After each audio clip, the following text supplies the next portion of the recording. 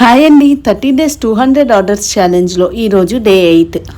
ఈరోజు మనకి 50 గులాబ్ జామున్స్ ఆర్డర్ వచ్చిందండి. నిన్న ఈవినింగ్ ఒక కస్టమర్ కాల్ చేసి రేపు మార్నింగ్ 10 కల్లా గులాబ్ జామున్స్ కావాలి చేసిస్తారా అని అడిగారు. సో కిచెన్కి వెళ్ళి చేయాలంటే లేట్ అవుతుందని ఎర్లీ మార్నింగ్ లేచి ఇంట్లోనే గులాబ్ జామున్స్ ప్రిపేర్ చేసి కిచెన్కి వెళ్ళాక ప్యాక్ చేసి ఇచ్చాను.